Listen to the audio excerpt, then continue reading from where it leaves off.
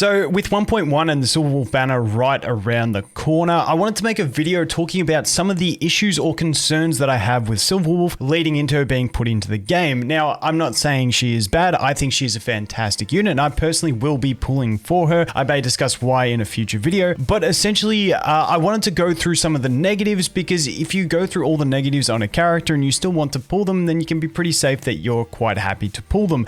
And honestly, some of these things are unknowns as well in the way she's going to play and how she's going to operate, which I will definitely cover in a guide once we get her onto global servers. But the first concern I want to mention is the longevity of Silverwolf. Right now, changing a weakness is incredibly valuable because we're very early. Some people only have 1 or 2 main DPS builds, so if you don't have coverage for an element, you're kind of boned. But in the future, as we go further on, we will have more units built and just more units available, which means we might have more elemental coverage.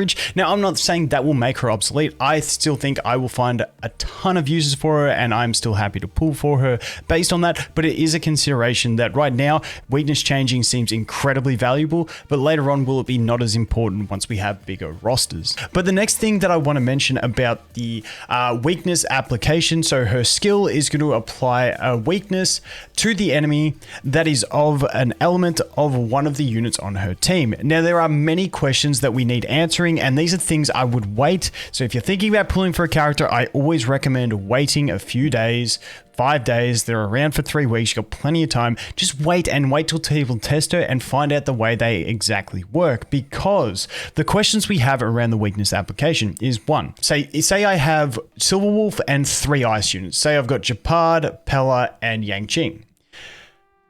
When I go to apply a weakness, is it a 75% chance of applying ice and 25% of quantum? Or is it just 50-50? Does it take all the elements on your team, put them into a pool, and then draw them from a hat?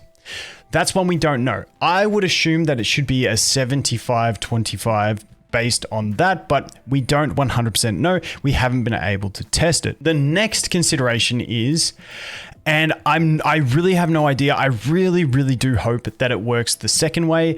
But when we talk about the application itself, if she's the only quantum unit, we'll use the same example. If she's the only quantum unit, you've got all ice units on your team besides her, and the enemy is already weak to quantum, is there still a chance that she implants quantum weakness onto the enemy?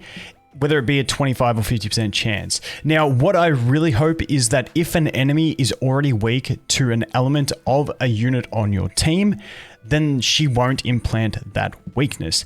That is what I am really hoping for, but once again, we don't know, because the RNG of her, if you have her in even like a quote-unquote mono element besides her, so if you have her in a 3 ice unit, 3 lightning unit, 3 physical unit, whatever it may be, a 3 of 1 element team with Silverwolf, and the enemy is weak against quantum, and you can guarantee that you're applying the other weakness, that will be a very strong application for her, because then it takes a lot of the RNG out of the weakness application. Now, the other way to avoid this is to run a mono quantum team. However, when Silverwolf comes out, we'll only have her, Zila, and QQ, which does not make a full mono team. But what would be really nice is that if you could bring maybe those 3, once again, that's not an optimal team. It's still pretty strong, to be fair. But if you could bring those 3 and like a Natasha as a healer, if the enemy's already weak to physical and you're guaranteed to apply the quantum weakness, then that could be really strong in itself as well. So that is something we will definitely have to wait and see. But like I said, there is a lot of questions and concerns I have around that weakness application. In general, it seems like a really strong effect. Being able to add a weakness and increase the damage you deal to the enemy and give yourself the capacity to break them. It sounds really strong, but I just want to find out more about how exactly it will work and how impactful it will be. So that is one of my first concerns that I think you've got to wait and find out about. The next one is, and I've tested this by running on a fresh account and doing the battles multiple times that we have Silverwolf at the start of the game.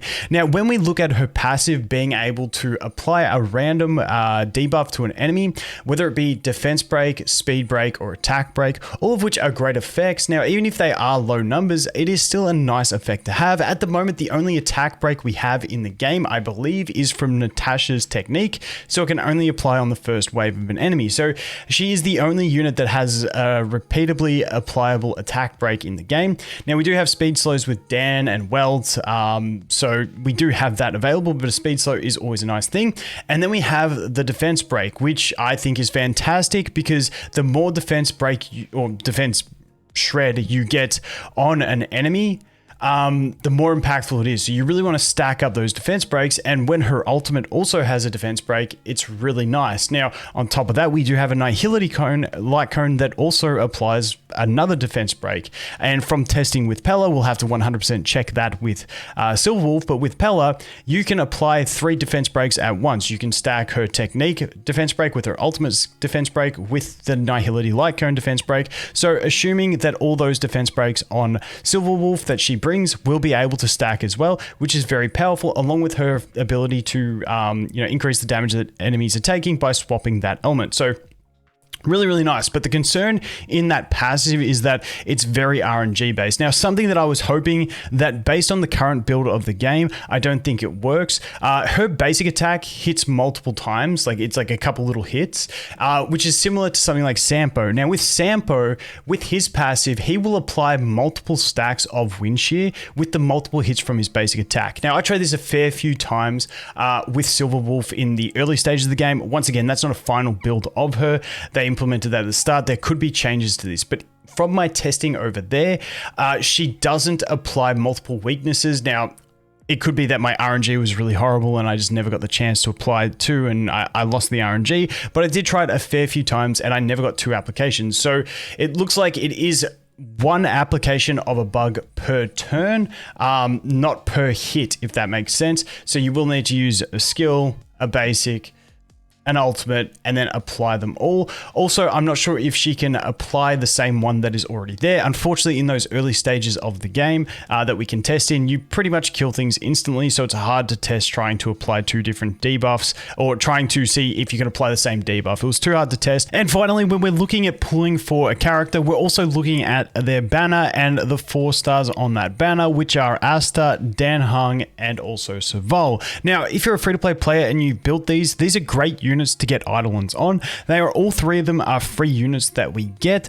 If we go ahead and we look at actual Eidolons for them, so Vol, her E1 gives her as basically splash damage on her basic attack. Her E2 generates energy when attacking shocked enemies. Now, this is, in my opinion, one of the most important Eidolons for her. So in general, she's got great Eidolons. I don't want to go into 4 and 6 because they're a bit harder and they're a bit further down the road, but both fantastic. If we look at Asta, she gets an extra strike on her skill, which is very valuable. And then this one, after using her ultimate, her charging stacks will not be reduced the next turn. So this is really good for maintaining a higher attack buff on Asta. Also, her 4 is really nice with energy regeneration, but like I said, we're not going to go into that too deep. And then Dan as well. Now, his E1 isn't the most important thing. A bit of extra crit rate is always nice on enemies lower than 50%, but his E2 reduces the cooldown of his talent by 1, meaning if you have a team that does do a lot of healing or buffing, he can get this up much more often, giving him that additional damage from the wind res penetration,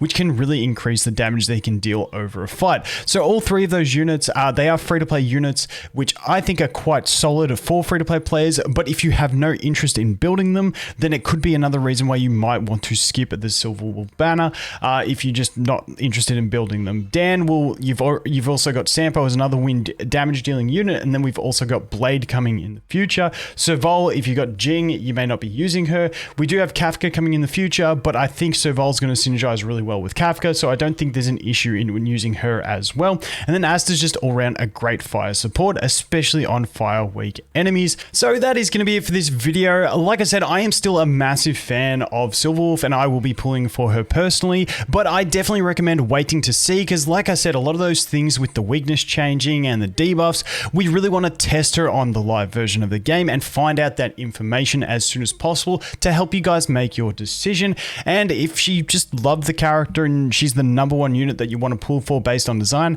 then don't let anything stop you. But I will do a guide as soon as she comes to the global server and we can test her and see how she operates, because like I said, some of those things are very key in the functionality of her and different teams that she can be used in and how efficient she can be. So I'm going to shut up now. Thanks for watching. Hope you have an awesome day, and I look forward to seeing the next one. Cheers.